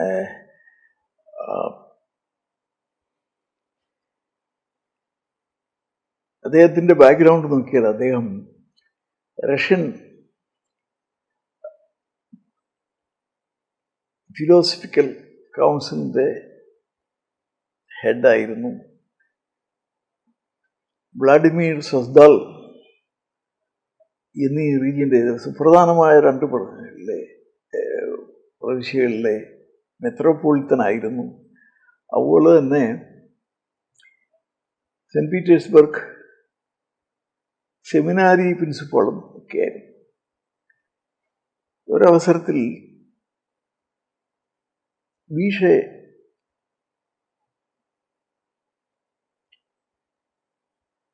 പള്ളിയിൽ നിന്ന് പാത്രിയാർക്കീസിന് അദ്ദേഹം കത്തെഴുതി, രാജിക്കത്തെഴുതി കൊടുത്തു. എന്നെ ഇതിൽ നിന്ന് ഒഴിവാക്കണം, ഞാൻ സന്യസിക്കാൻ പോവുകയാണ് എന്ന് പറഞ്ഞു. പാത്രിയാർക്കീസ് അത് നിരാകരിച്ച് മറുപടി എഴുതി. അങ്ങനെ പല ആവർത്തി എഴുതി. ഒടുവിൽ പാത്രിയാർക്കീസ് സമ്മതിച്ചു. അങ്ങനെ അദ്ദേഹം വീഷെ മൊണാസ്ട്രിയിൽ സന്യസിക്കുകയായിരുന്നു. അദ്ദേഹം പൗലോസ് മാർ ഗ്രിഗോറിയോസ് തിരുമേനിയെ കമ്പയർ ചെയ്യാനായിട്ട് അവിടെ 2 ആക്ടിവിറ്റീസും 2 തരത്തിലുള്ളതായിരുന്നു എന്ന് പറയാൻ ഞാൻ കൊണ്ടുവരികയാണ്. ഈ രാജിക്ക് ശേഷം തെയോഫാൻ റിക്ലൂസ്, അതായത് ആരെയും കാണുന്നില്ല എന്ന് പറഞ്ഞ് ഒരു കേലിയിൽ അങ്ങ് കഴിയുകയാണ്. അവിടെ നിന്നുകൊണ്ട് ഒരു 450 ലേഖനങ്ങൾ എഴുതിയിട്ടുണ്ട്. അതുപോലെ തന്നെ ഒരു 65 പുസ്തകങ്ങൾ എഴുതിയിട്ടുണ്ട്.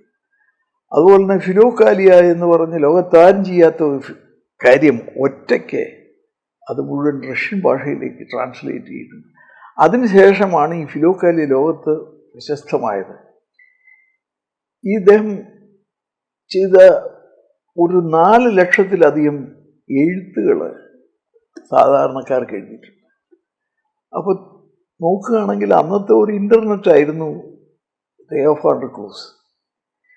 നിങ്ങൾ റഷ്യൻ പള്ളിയിൽ തെയോഫാൻ്റെ വ്യാഖ്യാനങ്ങളല്ലാതെ ഒന്നും വായിക്കാറുമില്ല. അവരുടെ മേൽപ്പട്ടക്കാരുടെ തൊപ്പിയിൽ തെയോഫാൻ്റെ ഐക്കോണുണ്ട്. ഇത് അങ്ങനെ ഒരു സെയിൻലി ഒരു സ്ഥാനമാണ് അദ്ദേഹത്തിന് റഷ്യൻ പള്ളി കൊടുത്തിട്ടുള്ളത്. അദ്ദേഹം അത് അർഹിക്കുന്ന ഒരാളാണ്. ഗ്രിഗോറിയോസ് തിരുമേനിയെ സംബന്ധിച്ചിടത്തോളം അങ്ങനെ ഒരു വലിയൊരു പള്ളിയുടെ ആളൊന്നും ആയിരുന്നില്ലല്ലോ ഗ്രിഗോറി സിനിമേനി. മറ്റു സ്ഥാപനങ്ങളാണല്ലോ അദ്ദേഹത്തെ അംഗീകരിക്കുകയും പിടിക്കുകയും ചെയ്തത്. പള്ളി തന്നെ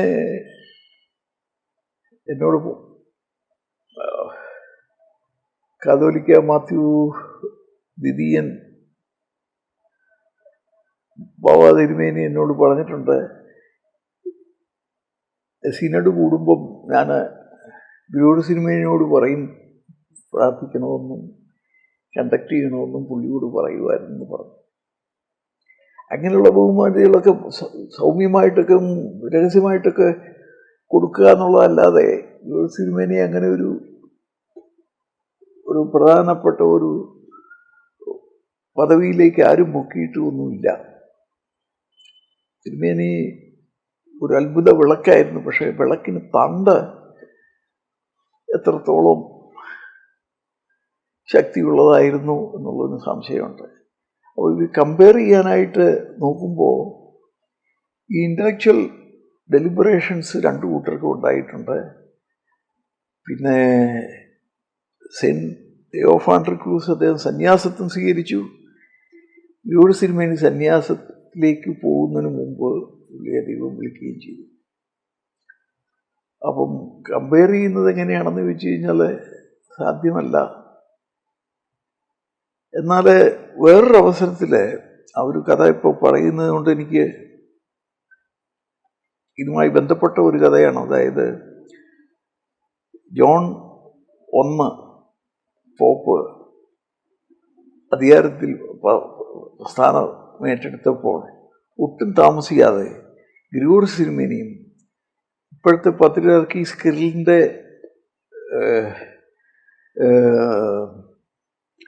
ശ്രേഷ്ഠാവായിരുന്ന മെത്രോപൊളിത്തൻ നിക്കോദിമോസും ഇവർ രണ്ടുപേരും കൂടി പോപ്പ് ഒന്നാമനെ കാണാൻ വേണ്ടി റോമിലേക്ക് പോയി ക്ഷണിക്കപ്പെട്ടു പോയി. അപ്പോൾ ഇവരുടെ ആഗ്രഹം ഇത്രയേ ഉണ്ടായിരുന്നുള്ളൂ. കൂടുതൽ ഈ പള്ളിയുടെ കാര്യങ്ങളിൽ അങ്ങ് വ്യാപൃതനാകുന്നതിന് മുമ്പ് നമ്മൾ ഒരുമിച്ച് നിൽക്കണം. ഈസ്റ്റേൺ ഓർത്തഡോക്സ് പള്ളിയും ഓറിയൻ്റൽ ഓർത്തഡോക്സ് പള്ളിയും എല്ലാവരും ഒരുമിച്ച്, കത്തോലിക്ക സമുദായം ഒരുമിച്ച് നിൽക്കണം. അതിനു വേണ്ടിയുള്ള ഒരു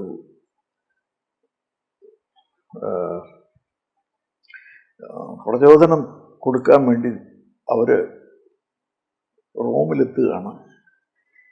35 ദിവസമായുള്ളൂ അന്നത്തെ പോപ്പിന്. അപ്പോൾ ഇവർ നിക്കോദിമോസ് മെത്രോപൊളിത്തയും പൗലോസ് മാർ ഗ്രിഗോറിയോസ്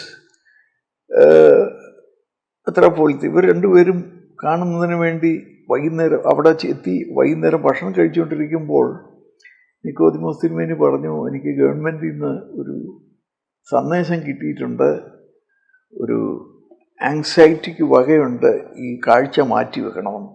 അപ്പം അപകടമാണ് എന്നുള്ളതാണ് അതിൻ്റെ. അപ്പം ഗ്രിഗോറി തിരുമേനി പറഞ്ഞു, എന്തായാലും ഞാൻ പോകും, എൻ്റെ ഗവൺമെൻറ് ഒന്നും എന്നോട് പറഞ്ഞിട്ടുമില്ല. പക്ഷേ അദ്ദേഹം പറഞ്ഞ നാളെ രാവിലെ ബ്രേക്ക്ഫാസ്റ്റ് വരെ നമുക്ക് പ്രാർത്ഥിച്ചിരിക്കാം, അതുകൊണ്ട് ഒറ്റയ്ക്ക് പൊക്കോളൂ എന്ന് പൗലോസ് മാർ ഗ്രിഗോറിയോസിനോട് പറഞ്ഞ് പുള്ളി പോവുകയും ചെയ്തു. പിറ്റേ ദിവസം രാവിലെ ബ്രേക്ക്ഫാസ്റ്റ് ആയപ്പോൾ ഈ നിക്കോദിമോസ് തിരുമേനി പറഞ്ഞു, ചാകുന്നേ താൻ ഒറ്റയ്ക്ക് ചാകണ്ട, ഞാനിവിടെ അതുകൊണ്ട് നമുക്ക് രണ്ടുപേർക്കും പോകാം എന്ന് പറഞ്ഞ് ഇവർ അവിടെ എത്തുന്നു. പോപ്പിനെ കാണുന്നതിന് അവസാനത്തെ പടി എത്തിക്കഴിഞ്ഞിട്ട് പിന്നത്തെ പടി പോപ്പിനെ കാണുക എന്നുള്ളതാണ്. അവിടെ പല പടികൾ കഴിഞ്ഞിട്ട് വേണം പിന്നെ മാർപ്പാപ്പയെ കാണാൻ. അവസാനത്തെ പടി നടക്കുമ്പോൾ പോപ്പ് തറയെ വീണ് മരിക്കുകയാണ്.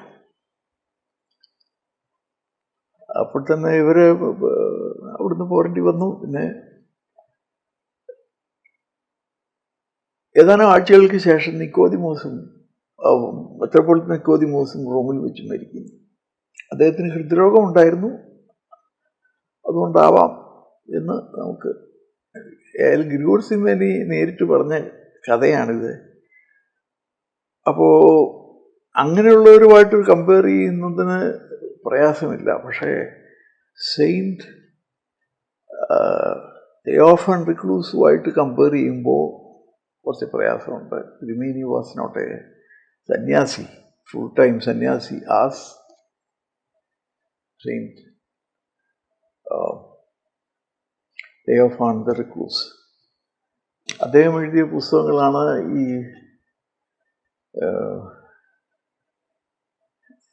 രക്ഷിക്കപ്പെടാൻ ഞാനെന്ത് വേണം, ഇങ്ങനെയൊക്കെയുള്ള ഒരുപാട് പുസ്തകങ്ങൾ. ഞാൻ പറഞ്ഞില്ലേ, ഒരു 4 ലക്ഷം എഴുത്തുകളും ഒരു 450 ലേഖനങ്ങളും അതുപോലെ തന്നെ വ്യാഖ്യാനങ്ങളും ബൈബിൾ വ്യാഖ്യാനങ്ങളും ഒക്കെ എഴുതിയിട്ടുള്ള ആളാണ് അദ്ദേഹം. അപ്പം ഗ്രിഗോറി തിരുമേനി അതുപോലെ തന്നെ ആ കാരണത്തെ ഒരേപോലെ ചെയ്തിട്ടുണ്ടെന്നുള്ളത് അല്ലാതെ ഒരു രണ്ട് തരത്തിലുള്ള സർവീസായിരുന്നു. സെയിൻറ്റ് തിയോഫാൻ റിക്ലൂസിൻ്റെ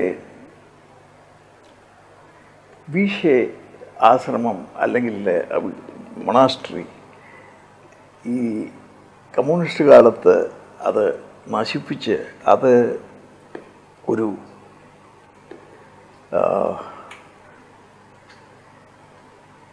ബുദ്ധിഭ്രമം വന്നവരെയൊക്കെ താമസിപ്പിക്കുന്ന ഒരു ക്യാമ്പാക്കി മാറ്റുകയും പട്ടാളക്കാരുടെ ടയറും മറ്റു കാര്യങ്ങളും കൊണ്ടുപോയിടുന്ന ഒരു വേസ്റ്റ് പോലെ ആക്കി മാറ്റുകയും മൊണാസ്ട്രി മുഴുവൻ തകർത്ത് തരിപ്പണമാക്കുകയും ചെയ്ത ഒരു അവസ്ഥയുണ്ട്. അപ്പം മോസ്കോയിൽ നിന്ന് ഒരു 4 മണിക്കൂർ യാത്ര ചെയ്തിട്ട് പിന്നെ അവിടുന്ന് ഒന്നും വഴിയൊന്നുമില്ല. ആ കാലത്ത് എനിക്കിന്ന് പോകണമെന്നുള്ള ആഗ്രഹവും ഒക്കെ ഉണ്ടായി. ഞാൻ അവിടെ പോകുന്നതിന് വേണ്ടി ശ്രമിക്കുകയും അങ്ങനെ ഞാനവിടെ അത്ഭുതകരമായി എത്തിച്ചേരുകയും ചെയ്തു. അപ്പോൾ അവിടെ അടുത്തുള്ള കന്യാസ്ത്രീ മഠത്തിൽ നിന്നുള്ളവർ വന്ന് ആണ് അവിടെ വരുന്ന പിൽഗ്രിമിനെ ഇങ്ങനെ നടന്നു വരുന്നവരെയൊക്കെ. അപ്പോൾ എന്നോട് പറഞ്ഞു, ഇവിടെയാണ് തിയോഫാൻ റിക്ലൂസ് ജീവിച്ചിരുന്നത്, അദ്ദേഹത്തിൻ്റെ കേലി ഈ പ്രദേശം. ഞാൻ എന്തായാലും അവർ പോയ പോക്കിൽ ഞാൻ ഒറ്റയ്ക്ക് നടന്ന് ഈ പൊളിഞ്ഞു പറഞ്ഞു കിടന്ന സ്ഥലത്തൂടെ ഈ കേലി കണ്ടുപിടിച്ചു. അദ്ദേഹം ഒരു മുറിയിൽ ഒറ്റയ്ക്ക് നിന്ന് കുർബാന ചൊല്ലുന്ന ഒരു ആ കേലി. അവിടെ ഞാൻ ചെന്ന് എന്തോ എനിക്ക് അറിഞ്ഞുകൂടാ, ഞാൻ അവിടെ നിന്ന് മുട്ടുകുത്തി നിന്ന്, ദൈവം ഇവിടെയാണല്ലോ ഒരു വിശുദ്ധൻ 28 കൊല്ലം ആരുമായി കാണാതെ ഇവിടെ നിന്ന് പ്രാർത്ഥിച്ച്, ആ പ്രാർത്ഥനയിൽ എൻ്റെ പ്രാർത്ഥന കൂടെ ചേർക്കണേ എന്ന് പ്രാർത്ഥിച്ച് നിൽക്കുമ്പോൾ കന്യാസ്വാമിമാർ നിങ്ങളിതിവിടെ ഈ സ്ഥലം ഇങ്ങനെ കണ്ടുപിടിച്ചു. ഞാൻ ഇവിടെ ഇങ്ങനെ നടന്നു വന്നു, ഇങ്ങനെ എഴുത്തിൻ്റെ. അപ്പം ആ പ്രദേശത്ത് ഞാൻ ചെന്ന് കഴിഞ്ഞതിന് ശേഷം ഉടൻ തന്നെ അവിടുത്തെ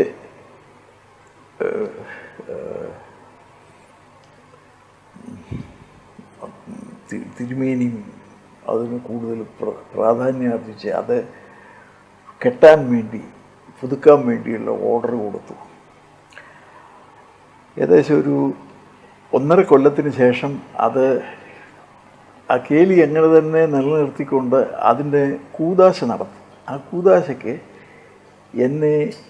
എന്നെയും എൻ്റെ മകളെയും ക്ഷണിച്ചു. ഞാൻ ആ കൂദാശയിലും പങ്കെടുത്തു. അപ്പം അങ്ങനെ ഒരു സംഭവമുണ്ട്. ഗ്രിഗോറി തിരുമേനിയുടെ ഒരു ടോംബ് ഉണ്ട്, നമുക്കുണ്ട്. മറ്റുള്ള തിരുമേനിമാരുടെ കൂടെയാണെന്ന് മാത്രം.